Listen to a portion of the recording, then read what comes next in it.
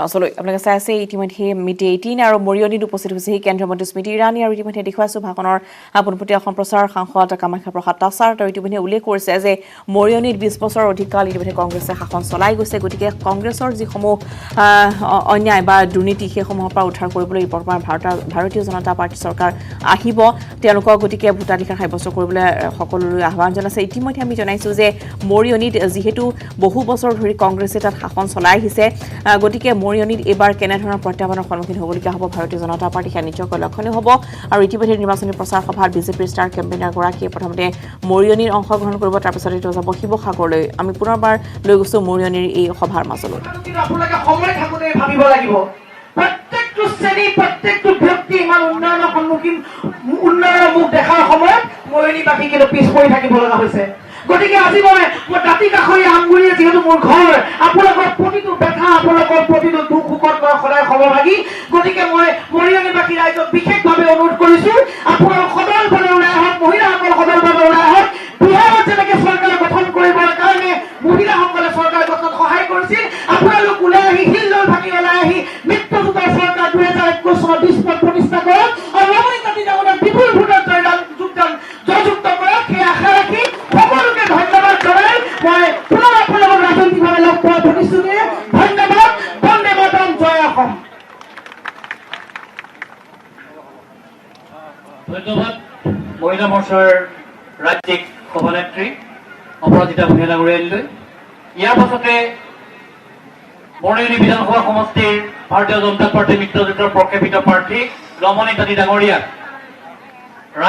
ৰাইজৰ উদ্দেশ্যি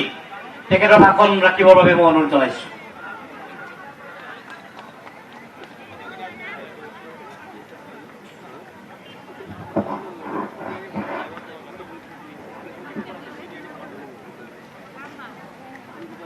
আজিৰ সভাত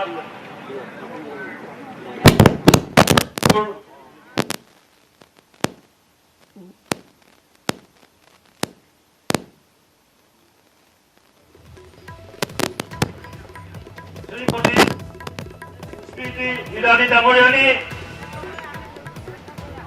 আৰু মৰিয়নীৰ পৰা ইয়াৰ পোনপটীয়া সম্প্ৰচাৰ আমি দেখুৱাই আছো যিহেতু জনসভা ইতিমধ্যে সম্বোধন কৰিছে মৰিয়নীত আৰু শ্ৰী ৰমণী তাঁতীৰ হৈ তাত ইতিমধ্যে নিৰ্বাচনী প্ৰচাৰ সভালৈ তাত গৈ উপস্থিত হৈছে স্মৃতি ইৰাণী আৰু বৰঝাৰ বিমানবন্দৰৰ পৰা তেওঁ এখন হেলিকপ্টাৰে তাত উপস্থিত হৈছে গৈ মৰিয়নীৰ ভাষণৰ মাজলৈ পুনৰ লৈ গৈছো অসম প্ৰদেশ মহিলা মৰ্চাৰ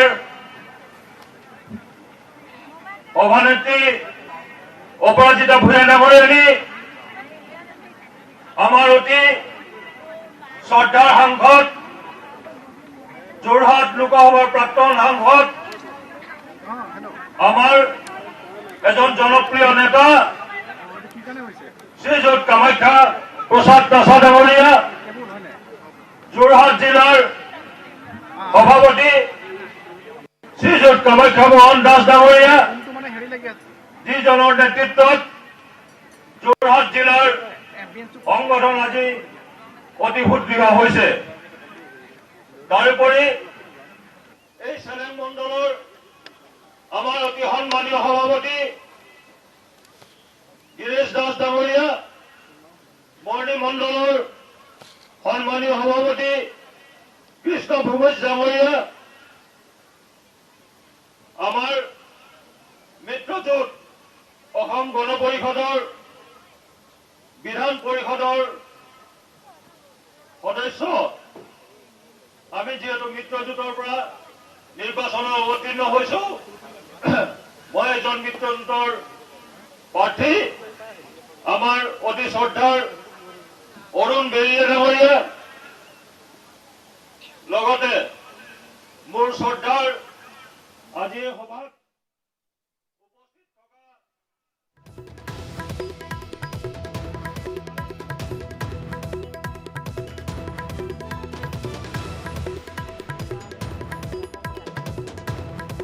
প্ৰাৰ্থী তেওঁ ইতিমধ্যে নিজৰ ভাষণ আগবঢ়াইছে আৰু মৰিয়নী সমষ্টিত এবাৰ বিশেষকৈ ভাৰতীয় জনতা পাৰ্টীয়ে যিকেইটা সমষ্টিত কংগ্ৰেছে তেওঁলোকৰ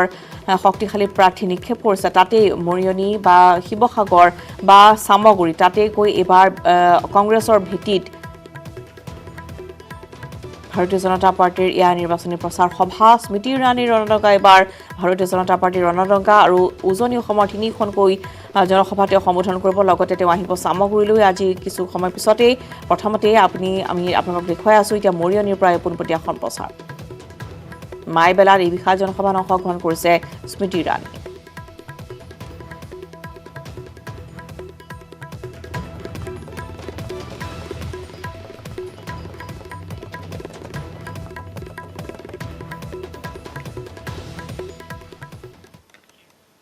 আনফালে দিল্লীত জেপি নাড্ডাৰ বাসগৃহত অসম বিজেপিৰ গুৰুত্বপূৰ্ণ বৈঠক আৰম্ভ হৈছে বৈঠকত উপস্থিত আছে গৃহমন্ত্ৰী অমিত শ্বাহ মুখ্যমন্ত্ৰী সৰ্বানন্দ সোণোৱাল মন্ত্ৰী হিমন্ত বিশ্ব শৰ্মা ৰাজ্যিক বিজেপিৰ সভাপতি ৰঞ্জিত দাস আৰু ফণী শৰ্মা এই বৈঠকতে চূড়ান্ত হ'ব তৃতীয় পৰ্যায়ৰ তালিকা আৰু ইতিমধ্যে পাৰ্থই জনাই আছে যে বৈঠকখন আৰম্ভ হৈ আছে আৰু কিছু সময় পিছতে এই সন্দৰ্ভত আমি অধিক তথ্য জনাব পাৰিম পাৰ্থ আছে আমাৰ সৈতে পোনপটীয়া সম্প্ৰচাৰত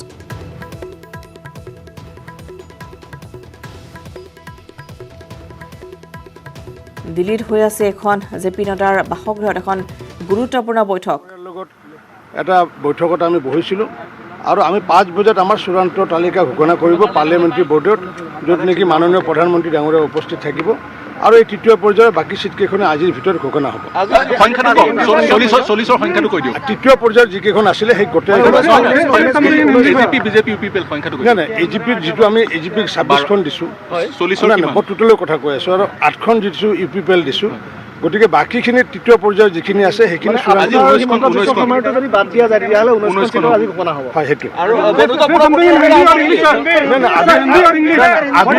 अभी तो कुछ नहीं हुआ है मेरा आसाम का चुनाव के लिए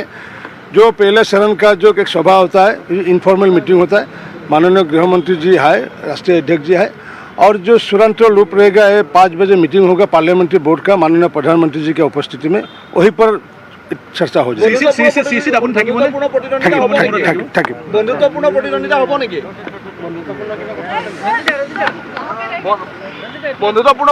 হ'ব নেকি পাৰ্থ ইতিমধ্যে 5 বজাত যিখন বৈঠক হ'ব সেইখনতে ইতিমধ্যে প্ৰাৰ্থী তালিকা প্ৰকাশ পাব পাৰ্থ কি কৈছে আৰু অধিক আপোনাৰ प्रधानमंत्री जी की उपस्थिति में होगा असम के जो तृतीय चरण का जो सूची है वो सूची घोषणा करेगा और उसमें चर्चा होगा एक प्रिलिमिनरी एक हम लोग का डिस्कशन हुआ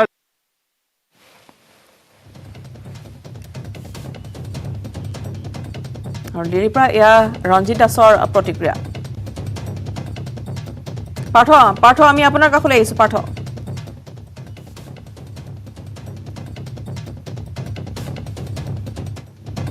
ৰঞ্জিত দাসৰ ভাষ্য ইতিমধ্যে 5 বজাত প্ৰকাশ পাব বুলি হয় পাৰ্থ শুনি আছোঁ কৈ যাওক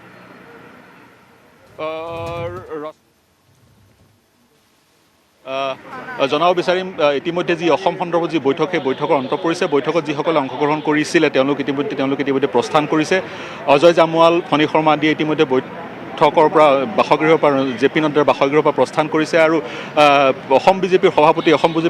ৰঞ্জিত দাসেও ইতিমধ্যে বৈঠক সমাপ্ত কৰি তেওঁ ওলাই গৈছে আমি ৰঞ্জিত দাসৰ বক্তব্য ল'বলৈ সক্ষম হৈছিলোঁ তেওঁ জনাইছে ইতিমধ্যে প্ৰাৰ্থীৰ তালিকা চূড়ান্ত কৰা হৈছে তৃতীয় পৰ্যায়ৰ যি নিৰ্বাচন 40খন আসনৰ কাৰণে সেই নিৰ্বাচনৰ যি প্ৰাৰ্থীৰ তালিকা সেই প্ৰাৰ্থীৰ তালিকা ইতিমধ্যে চূড়ান্ত কৰা হৈছে আৰু বিজেপিয়ে আজি 18জন প্ৰাৰ্থীৰ তালিকা ঘোষণা কৰিব আজি সন্ধিয়া 5 বজাত নিৰ্বাচন কমিটিৰ বৈঠক অনুষ্ঠিত হ'ব বৈঠকখনত প্ৰধানমন্ত্ৰী উপস্থিত থাকিব আৰু ৰঞ্জিত দাসে ইতিমধ্যে আমাক জানিবলৈ দিছে এই বৈঠকখনত অসমৰ বিজেপিৰ নেতৃত্ব উপস্থিত থাকিব অসম বিজেপিৰ সভাপতি ৰঞ্জিত দাস তেওঁ নিজে উপস্থিত থাকিব সমান্তৰালকৈ মুখ্যমন্ত্ৰী সৰ্বানন্দ সোণোৱাল বিত্তমন্ত্ৰী হিমন্ত বিশ্ব শৰ্মাও এই বৈঠকত উপস্থিত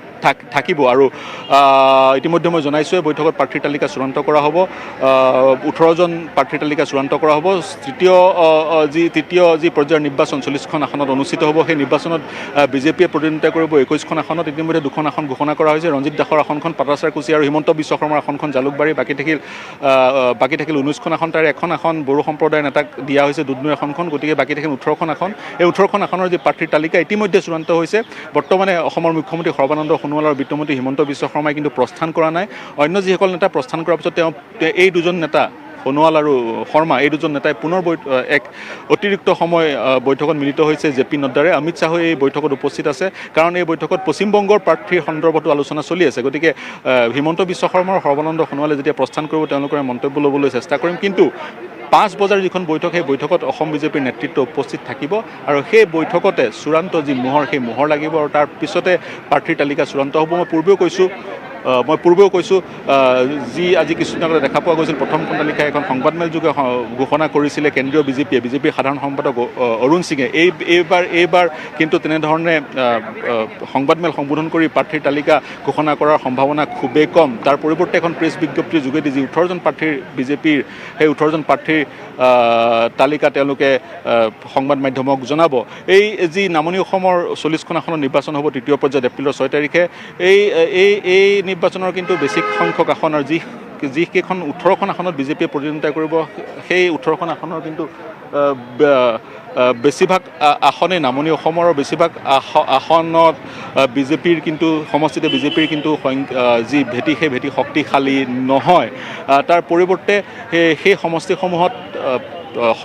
সংখ্যালঘু সম্প্ৰদায়ৰ ভোটাৰ বেছি বা সংখ্যালঘু সম্প্ৰদায়ৰ জনবসতি বেছি আৰু পূৰ্ববংগীয় সংখ্যালঘু সম্প্ৰদায়ৰ লোকৰ জনবসতি বেছি আৰু হিমন্ত বিশ্ব শৰ্মাই পূৰ্বতেই ঘোষণা কৰি থৈছে যে ভাৰতীয় জনতা পাৰ্টীক সংখ্যালঘু সম্প্ৰদায়ৰ পূৰ্ববংগীয় মূলৰ ভোট নালাগে বা তেওঁলোকে নিবিচাৰে তেনে ক্ষেত্ৰত এইকেইটা সমষ্টি দখল কৰিবলৈ এইকেইটা সমষ্টিত জয়লাভ কৰিবলৈ ভাৰতীয় জনতা পাৰ্টীয়ে কি ৰণকৌশল অৱলম্বন কৰে সেয়া লক্ষণীয় হ'ব বা AUDF আৰু কংগ্ৰেছৰ মিত্ৰজোঁটৰ পৰা সেই আসনকেইখন কাঢ়ি আনিবলৈ তেওঁলোকে কি ধৰণৰ ৰণকৌশল অৱলম্বন কৰে সেয়া লক্ষণীয় হ'ব তেওঁলোকে পূৰ্ববংগীয় মূলৰ মুছলমান প্ৰাৰ্থীক সেই আসনকেইখনৰ প্ৰক্ষেপ কৰে নাই সেয়া লক্ষণীয় হ'ব 40খন আসনৰ 12খন আসন অসম গণ পৰিষদে প্ৰতিনিধিত্ব কৰিব 7খন আসন UPPL প্ৰতিনিধিত্ব কৰিব সেইসমূহ সুকীয়াকৈ সেইসমূহ প্ৰাৰ্থীৰ তালিকা চূড়ান্ত সুকীয়াকৈ UPPL বা অসম গণ পৰিষদে অসমতে কৰিব কিন্তু আজিৰ দিনটোত 18খন আসনত প্ৰাৰ্থীৰ তালিকা চূড়ান্ত কৰিব ভাৰতীয় জনতা পাৰ্টীয়ে সন্ধিয়া 5 বজাত যি পাৰ্লিয়ামেণ্টাৰী বৰ্ডৰ বৈঠক হ'ব যিখন বৈঠক নিৰ্বাচন কমিটিৰ কেন্দ্ৰীয় নিৰ্বাচন কমিটিৰ বৈঠক বুলিও ক'ব পৰা যায় বা কোৱা হয় যিখন বৈঠকত উপস্থিত থাকিব শীৰ্ষ পৰ্যায়ৰ নেতা স্বয়ং প্ৰধানমন্ত্ৰী সেই বৈঠকখনতে অসমৰ 18টা সমষ্টিৰ প্ৰাৰ্থীৰ তালিকা চূড়ান্ত হ'ব আৰু তেতিয়াই বিজেপিয়ে যি 92টা সমষ্টিত 126টাৰ ভিতৰত 92টা সমষ্টিত তেওঁলোকে প্ৰতিদ্বন্দ্বিতা কৰাৰ ঘোষণা কৰিছিল 92টা সমষ্টিৰ 92জন প্ৰাৰ্থীৰ তালিকা এক প্ৰকাৰ চূড়ান্ত হৈ পৰিব তাৰপিছত তেওঁলোকৰ দিল্লীত আৰু বৰ বিশেষ অসম বিজেপিৰ নেতৃত্বৰ কাম নাথাকিব আজিৰ দিনটোতে CECৰ বৈঠকখন সমাপ্ত কৰি অসমৰ বিজেপিৰ নেতৃত্ব অসমলৈ ঘূৰি যোৱাৰ কথা কাৰণ দিল্লীত প্ৰায় তেওঁলোকৰ কাম শেষ হ'ব তাৰপিছত তেওঁলোকে নিৰ্বাচনী প্ৰচাৰ বা মনোনয়ন বা অন্যান্য যি কাম কাজবোৰ থাকে সেই কাম কাজবোৰ অসমত কৰিব গতিকে আজিৰ দিনটোৰ ডেভেলপমেণ্ট সেয়ে আমি অপেক্ষা কৰিব লাগিব চূড়ান্ত আনুষ্ঠানিক তালিকাখনৰ কাৰণে সন্ধিয়া 5 বজাত CEC বৈঠক আছে বৈঠকতে মই যিহেতু কৈছোঁ প্ৰধানমন্ত্ৰীৰ উপস্থিতিত শেষৰখন তালিকাত চূড়ান্ত মোহৰ পৰিব ৰশ্মিতা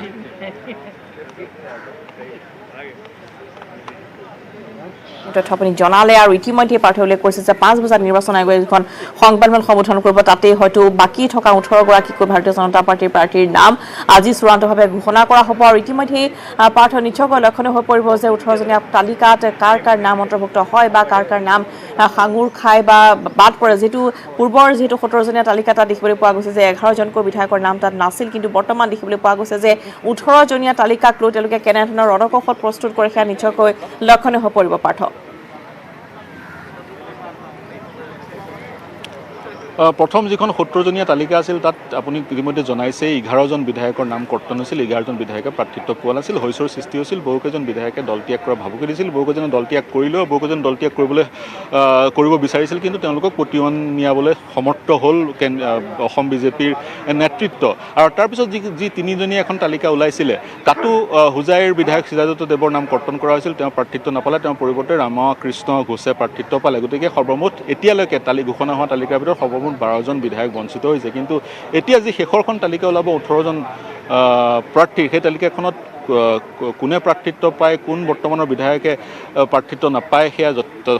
স্বাভাৱিকতে লক্ষণীয় হ'ব কিন্তু তাৰ কাৰণে আমি অপেক্ষা কৰিব লাগিব ইয়াৰ ভিতৰত বহুকেইটা হাই প্ৰফাইল সমষ্টিও আছে উদাহৰণস্বৰূপে গুৱাহাটীৰ 4টা সমষ্টিৰ নিৰ্বাচনী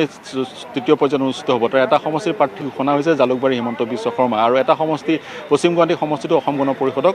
প্ৰদান কৰা হৈছে বিজেপিয়ে প্ৰদান কৰিছে বাকী থাকিল 2টা সমষ্টি পূব গুৱাহাটী আৰু দিছপুৰৰ বিধায়ক অতুল বৰা আৰু পূব গুৱাহাটীৰ সিদ্ধাৰ্থ ভট্টাচাৰ্য বৰ্তমানৰ মন্ত্ৰী গতিকে সিদ্ধাৰ্থ ভট্টাচাৰ্য পূৰ্বৰ যিহেতু তেওঁ পূৰ্বৰ ভাৰতীয় জনতা পাৰ্টীৰ অসম প্ৰদেশৰ সভাপতি আছিল সিদ্ধাৰ্থ ভট্টাচাৰ্যৰ প্ৰাৰ্থিত্ব পায় নাই সেয়া লক্ষণীয় হ'ব বা তেওঁ অন্য এটা সমষ্টিলৈ প্ৰক্ষেপ কৰি তেওঁক পূব গুৱাহাটীলৈ প্ৰক্ষেপ কৰি ক্ষমা কৰিব তেওঁক দিছপুৰলৈ প্ৰক্ষেপ কৰি পূব গুৱাহাটীত অন্য প্ৰাৰ্থীক দিয়াৰো সম্ভাৱনা আছে বিশেষকৈ শান্তনু ভৰালীৰ নামটো চৰ্চালৈ আহি আছে আৰু যিহেতু বিগত সময়ত আমি দেখা পাইছিলোঁ অতুল বৰা যিজন বিজেপিৰ ভাৰতীয় জনতা পাৰ্টীৰ বিধায়ক তেওঁ বিগত সময়ত নাগৰিকত্ব সংশোধনী বিধেয়কৰ বিৰুদ্ধে তেওঁ মাত মাত মাতিছিলে গতিকে তেওঁ নাগৰিকত্ব সংশোধনী বিধেয়কৰ বিৰুদ্ধে বক্তব্য ৰখাৰ কাৰণে বা তেওঁ স্থিতি প্ৰদৰ্শন কৰাৰ কাৰণে তেওঁ প্ৰাৰ্থিত্ব কৰ্তন হোৱাৰ নিশ্চয় পাঠ এই মুহূৰ্তত আপোনাক ধন্যবাদ জনাইছো আমি 18জনীয়া তালিকাত কাৰ নাম অন্তত আমি পোনপটীয়া সম্প্ৰচাৰ এই মুহূৰ্তত লৈ গৈছো মৰিয়নীলৈ মাইবেলাত তেওঁ নিৰ্বাচনী প্ৰচাৰ সভাত ইতিমধ্যে অংশগ্ৰহণ কৰিছে পোনপটীয়া সম্প্ৰচাৰৰ বাবে আমি লৈ যাম এই মুহূৰ্তত মৰিয়নীলৈ जितनी हमारी बहनें हैं वो इस बात से भली भांति परिचित है कि साल 2014 में मोदी जी की जब सरकार आई उससे ठीक पहले असम में न्यूनतम वेज चाय बागान के हमारे भाई और बहनों के लिए 97 रुपए थे और मोदी जी की सरकार ने असम में भारतीय जनता पार्टी की सरकार ने इसको बढ़ाकर साल 2020 में 217 रुपए किया। ये काम आपके आशीर्वाद से संभव हुआ। आप सब जानते हैं कि चाय बागान में काम करने वाली हमारी बहनें जब गर्भवती होती तब उनको मोदी सरकार ने, असम की भारतीय जनता पार्टी सरकार ने 12,000 रुपया बच्चे को जन्म देने के बाद बहन के पास देने का ये निर्णय लिया और मैं आज भारतीय जनता पार्टी असम प्रदेश की यूनिट को विशेष अभिनंदन देना चाहती हूं कि इस संख्या को बढ़ाकर 18,000 रुपया पिछले साल किया गया और अब तक लगभग 50,000 बहनों को इसका लाभ पहुंचा। मानवीय सरकार आपके आशीर्वाद से प्रदेश में बनी थी, इसलिए आज आपसे कहने आई हूं कि जिन्होंने चाय बागान की बहनों को जन्म देने के बाद इतनी बड़ी सौगात दी, चाहे वो मिनिमम वेज बढ़ाने की बात हो, चाहे वो वेज कॉम्पेंसेशन स्कीम में हमारी बहनों को, गर्भवती बहनों को 18,000 रुपए देने का काम हो, ऐसी सरकार को आप अपना वोट दे पाए। 27 तारीख को पोलिंग बूथ पर जाकर आप कमल का बटन दबाएं और अमनी तंती जी को विधानसभा ले जाएं। आज ये निवेदन करने आपके बीच आए। हमने ऐसा माहौल भी देखा असम में जब सेल्फ हेल्प ग्रुप की बहनों को विशेष सहायता कांग्रेस पार्टी के माध्यम से नहीं मिलती थी और आज मैं इस बात का आभार व्यक्त करती हूं कि भारतीय जनता पार्टी की प्रदेश की सरकार ने 25,000 रुपए का विशेष आर्थिक आवंटन और सहायता महिला सेल्फ हेल्प ग्रुप को दी। इसलिए आज मैं आनंदित हूं कि उन बहनों को आर्थिक सहायता देने के बाद असम में सेल्फ हेल्प ग्रुप के माध्यम से महिला कल्याण को समर्पित भारतीय जनता पार्टी की जो सरकार ने काम किया, आज उसी भारतीय जनता पार्टी के लिए आपसे आग्रह करने आई हूं कि जिन्होंने गर्भवती महिलाओं की चिंता की, जिन्होंने महिला को सेल्फ हेल्प ग्रुप के माध्यम से सशक्त करने की बात की, उस भारतीय जनता पार्टी को आप वोट दें। 27 तारीख को पोलिंग बूथ पर जाएं और कमल का बटन दबाएं। आज ये निवेदन करने में आपके बीच आए। वर्षों वर्ष तक चाय बागान में कितने गरीब परिवार ऐसे जिनको डॉक्टर की कभी सहायता नहीं मिल पाती, अस्पताल जाने से पहले ही गरीब दम तोड़ देता। और इसलिए आज ये कहना उचित होगा कि मात्र चाय बागान के इलाकों में 130 से ज्यादा मोबाइल मेडिकल यूनिट अगर किसी ने मानवीय ये काम किया तो भारतीय जनता पार्टी की प्रदेश की सरकार ने किया। 80,000 से ज्यादा मेडिकल कैंप चलाए और गरीब जनता को, चाय बागान में काम करने वाले वर्कर को स्वास्थ्य की सेवा उपलब्ध करा कर दी। आपने ऐसी पार्टी को चुना जिसने न सिर्फ मेडिकल कैंप चाय बागान में लगाने की बात करी, मेडिकल मोबाइल यूनिट चलाए, बल्कि साथ ही यही पार्टी के नेता केंद्र में आयुष्मान भारत